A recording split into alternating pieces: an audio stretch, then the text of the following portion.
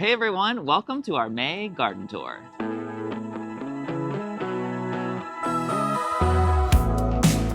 We're gonna start right here in the south side garden where it is just the crown jewel of the garden right now. It's so pretty. So we have our tricolor willow that is really starting to push on a lot of growth. You'll notice that it is not going white and red quite yet, Yeah. but it is still really nice structure here at the entrance of the garden. There are two weigelas below that give us a nice red texture. They were blooming really beautiful hot pink a couple of weeks ago, but down the line a little bit is my personal favorite. We have the Golden Celebration Rose from David Austin Roses. It's so pretty. And I have been waiting on pins and needles for it to bloom. Yeah. And it is finally doing it, and it is so pretty. It has the most like citrus scent of any rose that I've ever smelled. What do you think, Brian? Because you are not a fan for a while. Okay, so I am a fan of roses now, and I think that you've definitely helped with that. Yeah. We've seen so many beautiful roses in gardens that I just have to have them in ours now, and Tyler always wanted them all along. This was his plan for the Golden Celebration Rose too, and it kind of reaches over the walking path, and I think it's so pretty. It's also in like full bloom right now. Yeah. So you just can't help but stop and look and take pictures and you kind of get whiffs of it as you're walking by and the wind is blowing. Yeah. And the blooms are big. I think they're probably the biggest bloom of any David Austin rose that I have seen. Yeah, it's gorgeous, especially, and I think color and texture. So obviously we love blooms, and I think that that's why we like roses so much, is because it's such a large bloom and it's so intricate and detailed.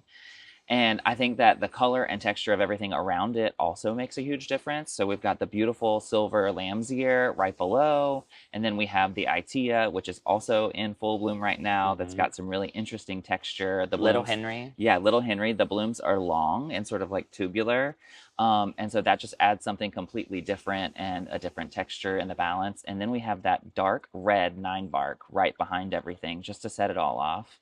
And I think that's what I really love about roses is they can be the crown, and then you can surround them with all of these beautiful plants that just contrast and balance them perfectly. Supporting characters. That's right, exactly. So the 9-bark is from First Editions. It's called Fireside. And we haven't had a lot of good luck with 9-barks in the past. They kind of crisp up and just fry in our sun. But so far, so good, and this did bloom a week or so ago, and it was beautiful. I will say that in this area, we tried really hard when we were planning to have yellow with the roses, red with the 9-bark, white with the Itea, and then we planted some geraniums last year so that we could have blue underneath. We planted a drift of Johnson's blue geraniums, and they were beautiful last spring. So pretty. And then unfortunately not a single one came back this year. So TBD on what we're going to fill that spot with. I'm sure we'll find something soon. Yes. But it's still looking really glorious right now. And you'll also notice just down from the rose, there is a spirea that is huge. And we talked a little bit about this in a previous video. So this is a double play doozy spirea. And the flowers are just starting to open on this one. It'll be covered with hot pink blooms for a few weeks, really. Yeah. And then we'll kind of go in with a light shearing, and it'll bloom again later in the summer. And it's just really pretty to see all of those blooms and textures and colors together. Yes, I believe you can still see the rose beside the spirea blooms, and the pink and the orange is just lovely. Yeah. We also have the meadow rue, which is a new plant for us, and I think it's in bloom right now. It's got these gorgeous little sort of like cotton tufted blooms. Yeah. Sort of looks like cotton candy. And I think that's the name, actually. Oh, cotton candy. Yeah, I think it's cotton candy from Proven Winners. Yes, I love it. It meadow rue looks like the foliage kind of looks like columbine to me, which is an early spring bloomer in the garden, and ours is in bloom right now too in the south side garden. But it's so interesting that the foliage can be so similar, yet the plant is totally different, and the bloom is completely worldly different. The bloom on this is just so interesting to look at and adds, like I said, just another interesting texture and color to this area. Yeah. We also planted a hosta over here this year. I forget the name. I'm going to have to look that up and we'll put the name in Find it for here. you. But my new favorite hosta is in the Southside Garden. And the reason that it made its way right there is because this is the first thing that you see when you enter the garden. And this hosta I knew was going to be my favorite thing to look at. It's got this white variegation in it and deep green, which a lot of hostas have beautiful coloring and beautiful variegation. But this has sort of like a splatter effect to it where all the colors are intermingling with each other, sort of like a stained glass, but very fine detail. And I just really, really love it. And so this year when it came back and it's getting really large right now, Yeah. you can really see it from sort of every angle that you're entering our garden through. And I just love it. It's beautiful. The last thing I'm super, super impressed with and just kind of loving watching come to life is our brand new bald cypress. Oh, yeah. That's kind of a surprise in the Southside Garden. Can you say the name for me? I can't. I don't remember it. I'm probably going to butcher it. It's Peve Minaret. Peve Minaret bald cypress. So this is a smaller bald cypress. And it loves wet soil. And so when we were at S&K Greenhouse, if you guys remember, it was just something that we had to have. And so we took it home and popped it right in this spot because it's so wet over here. And that's really going to help sop up that moisture, and hopefully the bald cypress is going to get really large. Right now you'll see the leaves are pretty small, and from what I'm seeing, bald cypress come out a little bit slower than other things, but that's probably because they are so fluffy and they have so much detail in each of the leaves. So we're just loving seeing that one come out. Okay, I think we're gonna head on back to our little shade corner now.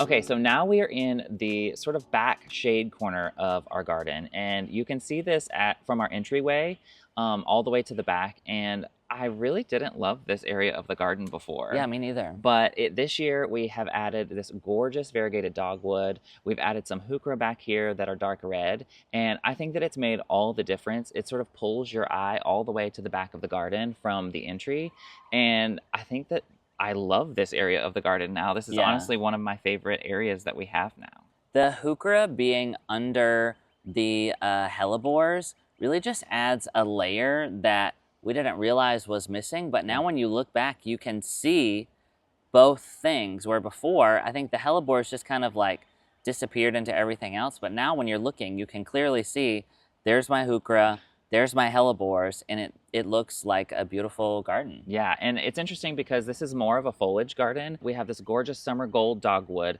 that has obviously dogwood blooms on it. And if you guys are familiar with dogwoods, these aren't actual flowers.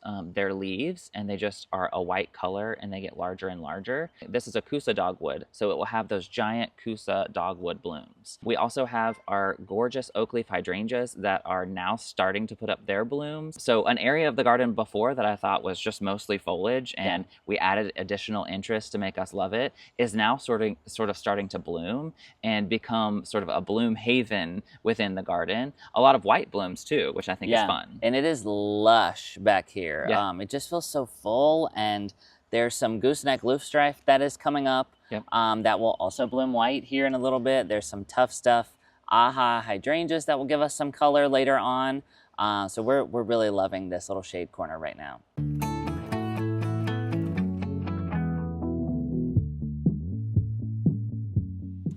All right, you guys, you are familiar with the garden behind us. This used to be called the Shed Bed, but now it is called the Peninsula, officially, I think. I think so, yeah. So if you have not been following along, this spring and kind of late winter, we have been doing a lot of transformation here. So to my right, we originally had a sweet gum tree and a ligustrum tree that were kind of in a clump, and there was like a circle around them planted. We had those trees removed. The ligustrums are invasive in our area, and they kind of just seed themselves all around. And then the sweet gum tree drops the little spiky balls all over our garden, and they were both just a nuisance. And it also was providing a lot of shade that we just didn't necessarily want right now. So we had both of those removed. In the middle here behind us was lawn. So we had, you know, the circular garden to my right, and then the shed bed behind us, and then lawn in between. We have since brought those together, and we are now calling this the Peninsula Bed. So welcome to the newest space in our garden.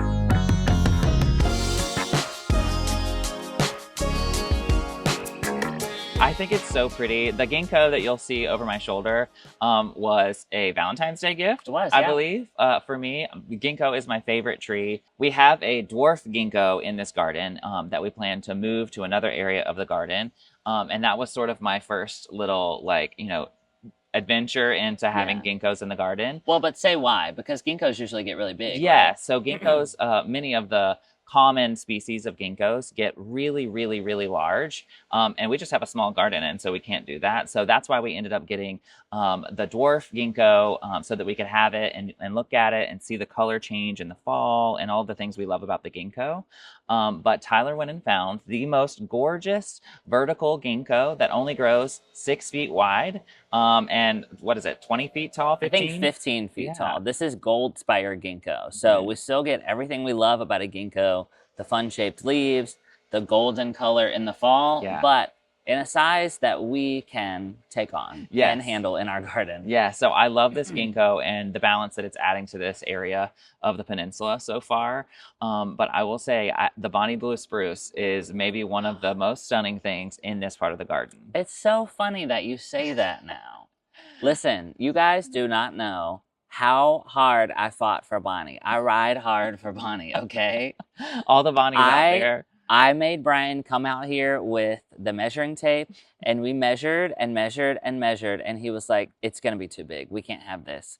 And I was like, I don't care. I want it. And so after much discussion, we decided that we were going to take the risk, and it will get bigger later on, but we bought a smaller version so that we have time to let it grow in. And of course, there will be some things planted around it, but it is just so pretty. Yeah. And all of the icy color that you're seeing right now is the new growth from this year. So typically Bonnie Blue Spruce does hold its blue color.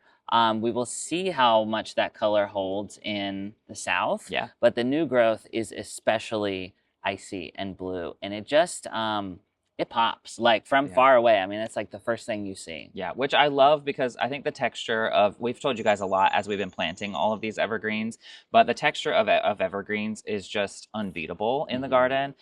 These are obviously going to stick around year round. This color is going to be here. It will obviously get more vibrant like it is in the spring, but I just think that when you see it from far away, it adds an element of design also to the garden that is just so interesting and something that I think that we always wanted in the garden. It was the missing piece, probably. Yeah, I think so. And another opportunity to put Christmas lights on something. So TBD. To my left is another fun evergreen. This is a weeping Alaskan cedar, and this was actually a call that Brian wanted in the garden. I just love it because it's so whimsical, and I am a person who enjoys whimsy.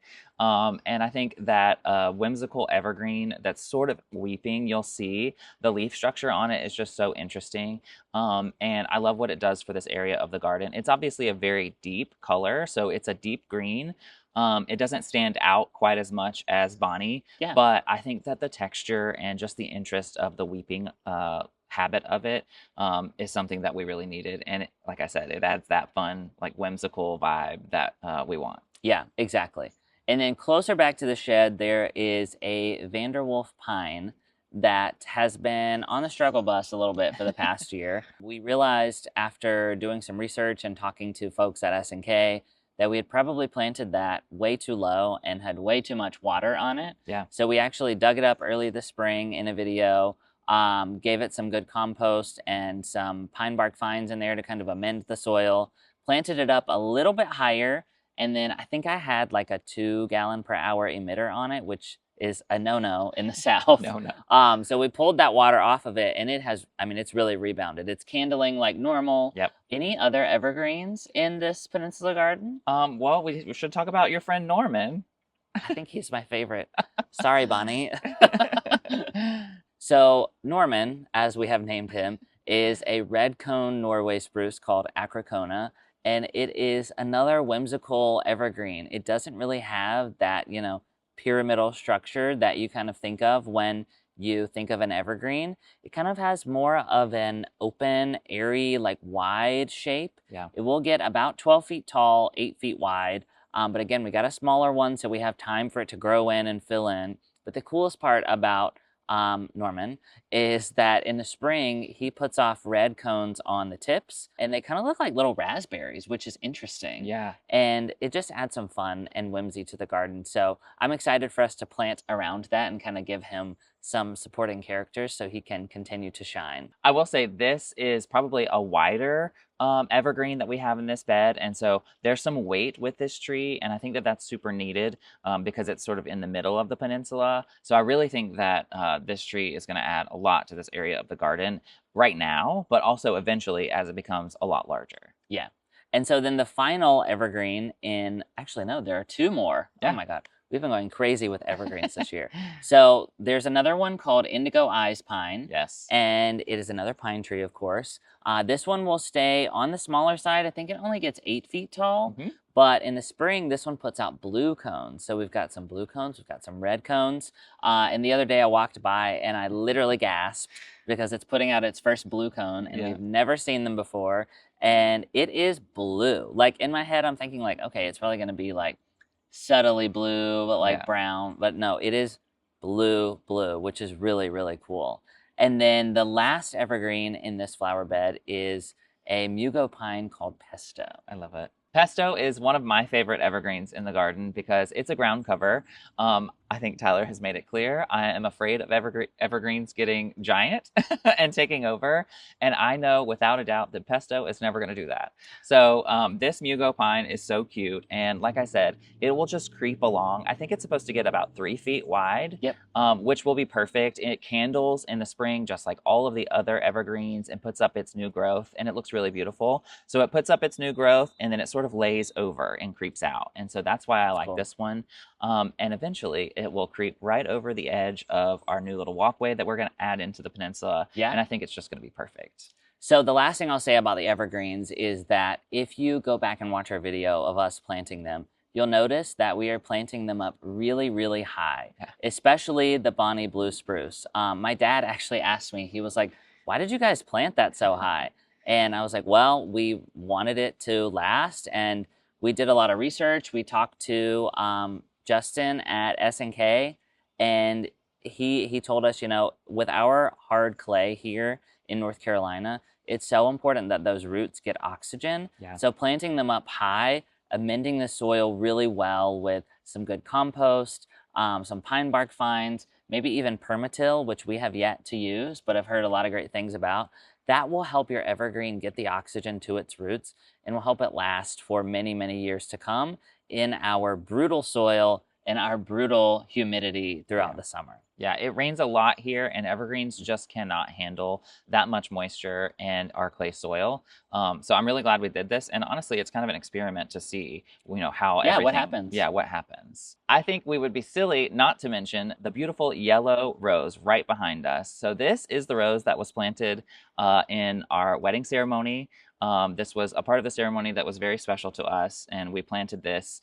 It was sort of bare root and just had foliage on it, and we didn't know that it was going to be so beautiful when we planted it in the garden. It happened kind of by mistake as well. We had ordered an English rose that was supposed to come bare root that we were super in love with, and unfortunately it arrived dead, which I thought, oh dead gosh, as a doornail. Dead as a doornail. And I was like, well, we can't plant this stick at our wedding. It's got to have some greenery on it for pictures.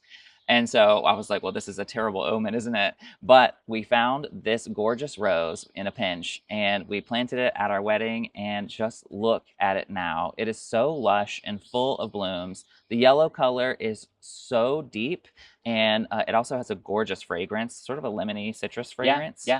And you'll notice when the buds first come out, it's a very, very deep yellow. And then once the bud opens, it ages to a lighter yellow, sort of almost white. And I'll say the foliage on this rose is very deep green.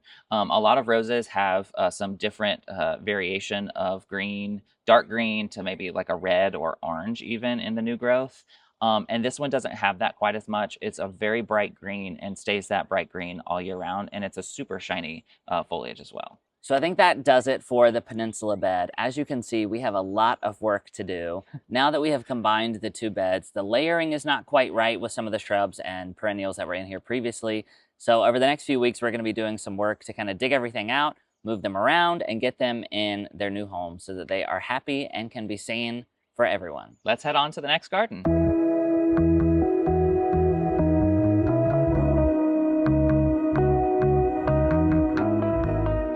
All right, so here in the cottage bed, we have our 3 clematis that are in beautiful bloom right now. The white one in the middle is actually a double, which is really fun. You get that kind of ruffly look where the purple ones are just your standard clematis with, 5, 6 petals on them. We do have these on the Panacea trellis, which is very famous in the gardening community. It is really beautiful on our house. We just love the way that it looks. And we have the perfect wall to fill in back here. The clematis are really going crazy this year. I don't think that we've had a year where they have been this big. Usually they kind of like wrap themselves around each other and like a whole section will die out, but they've been in bloom for weeks at this point, and it's just really beautiful to look at. Yes, but I think you'll also notice there's some blank space in this garden, and that's because we are ready to sort of rehaul it. I think, as you guys know, this is called the Cottage Bed, and I think that we're ready to add a lot more cottage blooms into this space. I think some foxgloves, some additional hydrangeas, just some gorgeous color and texture, because this is so close to our house and right off of the patio that we want this to be an area that sort of draws you into it. We've moved a few things in and a few things out. We've added some roses this year, and so I think it's going to be a really fun project for us to do together. We do have the Vitex also that sort of leads you into the Union Garden, and we aren't moving that anywhere. It's staying right where it is because it is looking so beautiful. Okay, on to the next space.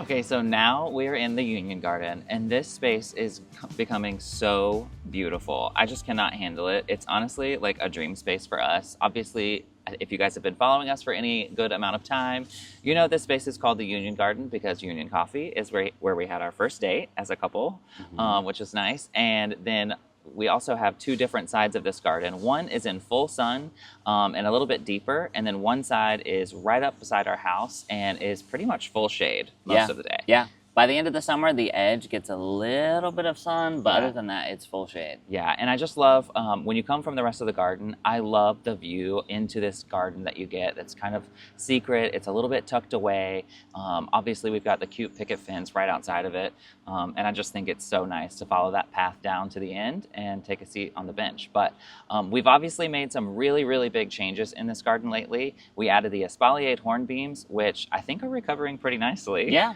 they're doing it. They are doing it. I'm coaxing them along, but they are looking so beautiful either way.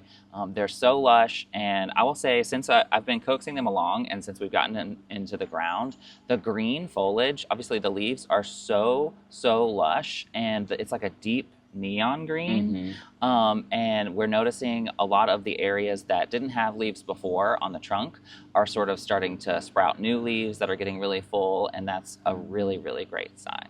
The other thing, obviously the crown jewel of this garden right now, is the espaliered Callaway crabapple. We are so happy with it. Honestly, we just got it into the ground yesterday, and I'm so glad we did. It was starting to wilt a little bit because, as you guys know, here in the South, our days get so hot so quickly. I mean, it's the earliest part of May, and I will say we're probably hitting like 85, 86 degrees. And it is humid. And it's so humid that it probably feels like 90 or 91 degrees. Yeah. And so all of our plants and trees really need that extra love right now and do not like being in their cans. So I'm so glad that we got it in the ground, and we have not staked it up yet and done the wire system, but we are about to. And I think it's going to be so pretty. This is from River Roads Farm in Tennessee. Like I said before, it's a Callaway crabapple in a candelabra form. And so River Roads Farms just does all sorts of different espaliered forms. And it's really an art piece in the garden. And that's why we added it right between the espaliered hornbeams so that it could sort of be, like we said, the crown jewel of the Union Garden. And then down below both of the all 3 of the espaliers, I should say, we have a ton of perennials. And For whatever reasons, probably pressure from me to Brian, most of the perennials in this garden are purple, which is kind of fun. So you'll notice that we have a lot of purple paired with icy foliage texture, which is something that I have discovered I really, really love. Yeah. Just something about that feels cooling and just really refreshing. So the icy texture that you see is Silver Linings Artemisia. And we cut it all the way back to the ground this spring. And so all of the growth that you're seeing has happened in the last few weeks. Yes. And I noticed yesterday, one of them is starting to trail up, which has never happened before. So I'm taking that as a good sign that they are very, very happy. Yeah. We also have some Violet Riot Salvia that is in bloom right now, and it is almost on its way out, but it has been just so pretty. Yeah. When it started to bloom, I actually told Brian, I was like, you know what? I'm not feeling the salvia anymore. Maybe we should pull it. Then, like a few days later, we both came out here and we were like, Wait a minute. whoa, okay, never mind. Scratch that. And it's just so pretty. It's just like a really dark, dark purple. And then in the evening when the sun is setting this way, the light catches it and it is just neon. Yeah. It's so beautiful. It's also a contrast play here because the purple bloom of the salvia against the silver lining artemisia is just stunning. I think that that's, when you're walking along in the garden, those little contrasts and pops are really like nice to come along. And in this garden, we have a lot of lush green against the fence now. Yeah. So I'm so happy that we have all of these different colors and textures in the perennials actually in the flower bed. So a couple other things that are coming that are not quite in bloom yet. We've got some serendipity alliums that look the best I have ever seen them. I can't believe they already have blooms. The clumps are huge this year. The buds are already coming, which, I mean, that's very early for alliums, in my opinion. So we've got 5 of those kind of as a drift when you enter the garden. We do also have some Cat's Meow Nepeta that is just starting to bloom. And I will say we have struggled with this Nepeta here. And I see other people use it in their gardens, and it is just beautiful and seems like such an easy perennial. Yeah. But for us here, I don't know if it's our climate, our soil, bugs. We get these little stems that kind of shoot up and then just crisp. Yeah. And then the rest of the plant looks generally healthy. So we'll see how it performs over the next few weeks here, but it is starting to bloom, which will be really pretty once we get going. And then we also have some Supertunia Tiara Blue petunias in here. And we had these in here last year, and it was our first time planting annuals in the Union Garden. Yep.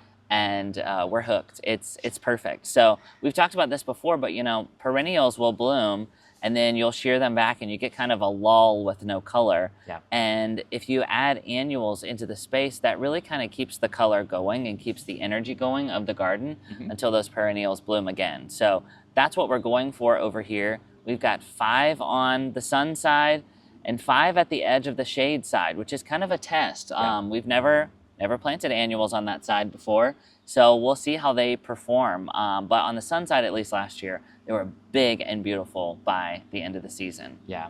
We also have our variegated sea holly in this area. Oh, yeah, which is so interesting. We also sort of like bumped this whenever we were planting the hornbeams. Yeah. And we upset it. And I was, last year we planted one and it sort of died back on us. We probably planted it in a season, part of the season that was too hot, so it didn't survive.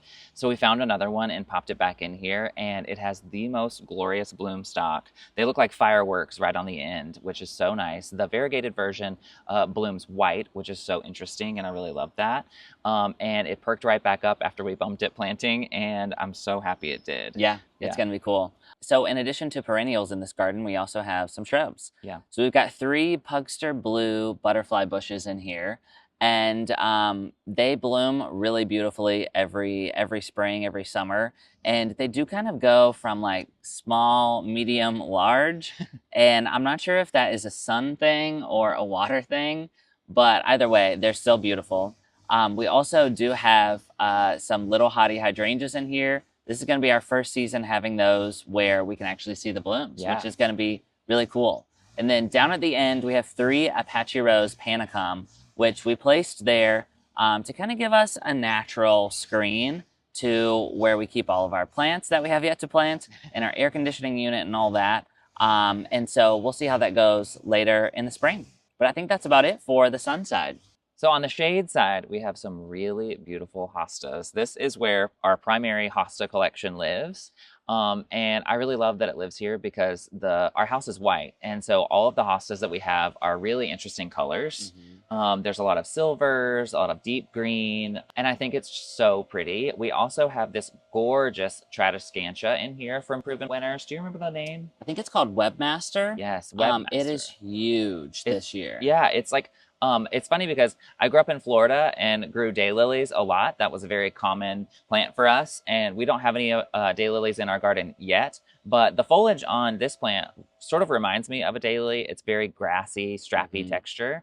And I think it's really beautiful. Last year, it was probably a quarter of the size that it is this year, though. And something I didn't know about Tradescantia is that they only bloom in the morning. Yeah. So this is right out our bathroom window. So when we're getting ready in the morning, you're like looking out like, huh, how many blooms do we have today? And then by the evening, you know, they're all closed up and you'll get some more tomorrow, which is pretty cool. Yeah, and the blooms themselves are just so interesting, even the way that they come out. So the actual buds are sort of in these little bud ball forms that are all sort of together. They're kind of like hanging on the edge. Yeah, they sort of droop.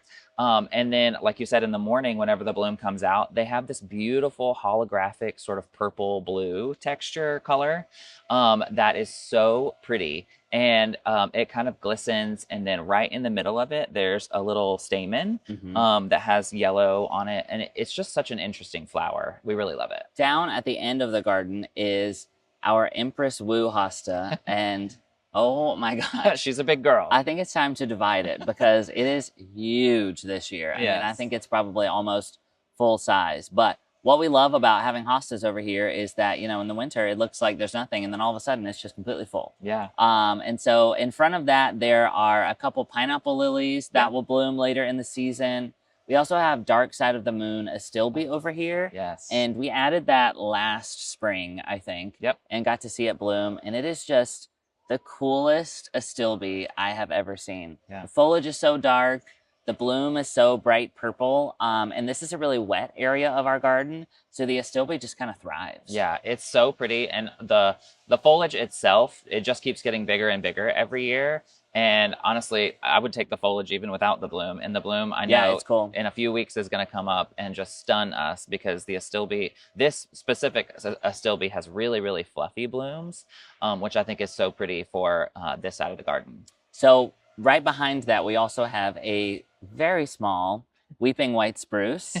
We kind of purchased this on a whim one winter when we were itching for some gardening and had it in a container. And we thought, we'll just pop it over here. And it's put on a lot of growth this season so far. We kind of thought, you know, it wasn't really liking the spot, but it is growing. We've still got to figure out how we're going to train it up so that it can grow up and not just grow down.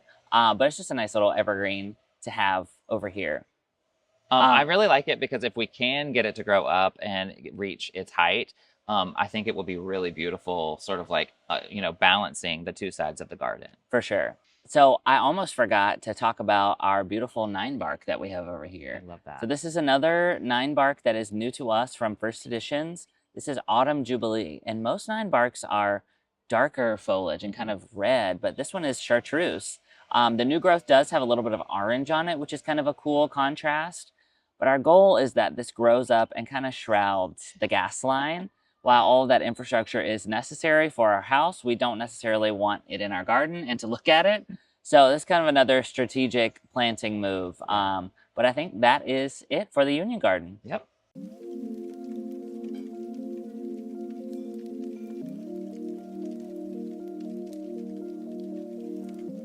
All right, so we have made it to the front gardens. We are here in our oak tree garden, and as you can see, it is quite lush. And this is another space that has gone through a massive transformation over the past year. Yeah, I think that, like, as you guys know, we have said this so often, but if you don't like something in your garden, change it. Yeah. And so often for us, I think that, you know, in the first few years, we kind of just lived with things the way that they were, and we added beautiful plants to those areas. But for the past year, probably, we have just been in this transformation phase where we see a vision for areas of the garden and we want to see that vision to life. And I will say this oak tree garden is like the perfect example of that. It's amazing. What's crazy is this area started as nothing more than 3 azaleas. Yeah, and they were right here, yes. right where this crabapple is. Yes, and when we moved in, I just knew like they weren't really blooming anymore, and I wanted them gone, and so we took them out.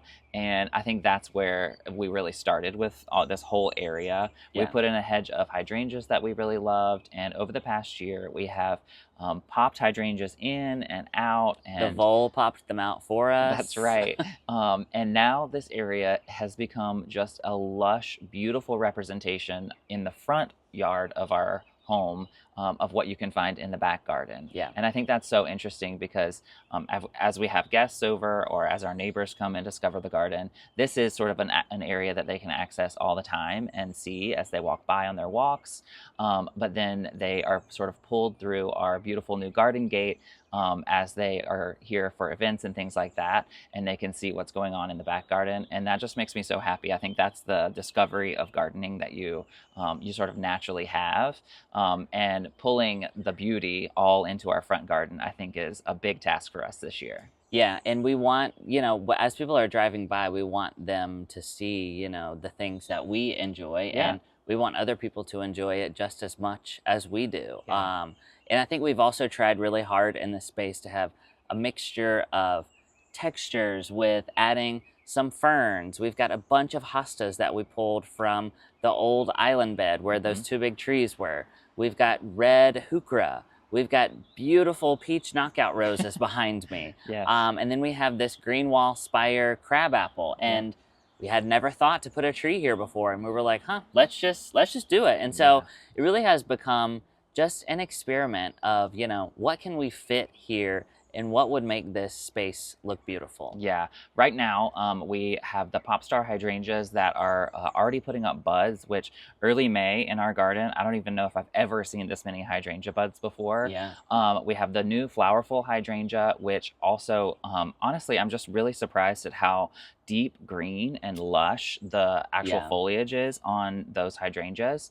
They're also putting up buds, so I just know this garden right now is lush and full of foliage and texture, but in a few weeks it is going to be Bloom City. And I'm very, very excited to see how Flowerful performs in our garden. So if you have grown Annabelle hydrangeas in the past, you know that they can have a tendency to flop over in rain. And Flowerful's claims are that the stems are so strong that even in a rainstorm, they can hold their own.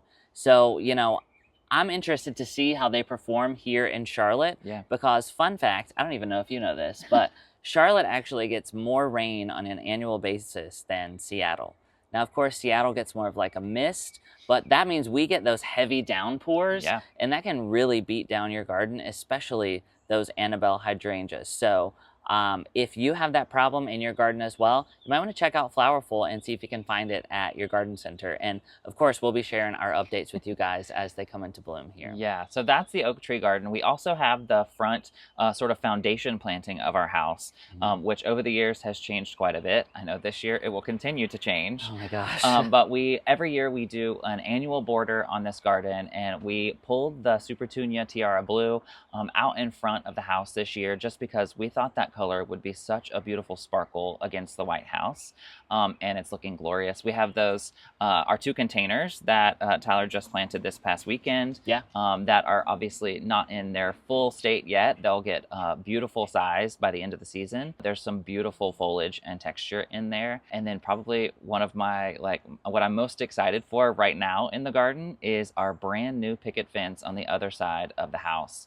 This area is going to be, I think, kind of like the oak tree garden. It's going to balance out the 2 sides of the front yard. And we're going to add a garden all the way down both sides of that space. And we have so many big plans for it. Yeah, it's going to be exciting.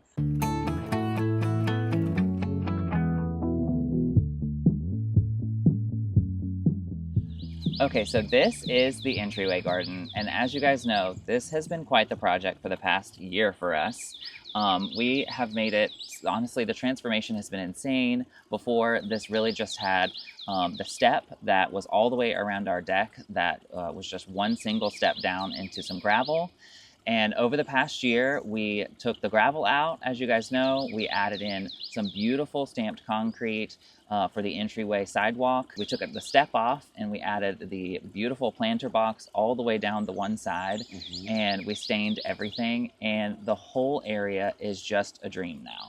I can't believe the transformation, really. Yeah, it feels like a totally different space now. I mean, the stamped concrete is beautiful. Obviously, we've got our planter box filled with annuals, perennials, and shrubs, which that's kind of crazy to think about. There are that many things in there. Yeah. And then the actual pathway just fills up as the season goes on. I feel like even when we were showing you guys our tulips, a month or so ago, it was completely different. And it looked like there were sticks. Some stuff wasn't even there. And now the agapanthus are coming up along the right side. On the left-hand side, we've got some Scentlandia Iteas. There's some summer sweet. We even have hydrangeas that are starting to bloom.